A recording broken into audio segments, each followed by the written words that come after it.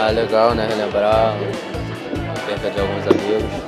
É uma homenagem curta, mas que também faz lembrar e que a gente possa lembrar desses companheiros que se foram.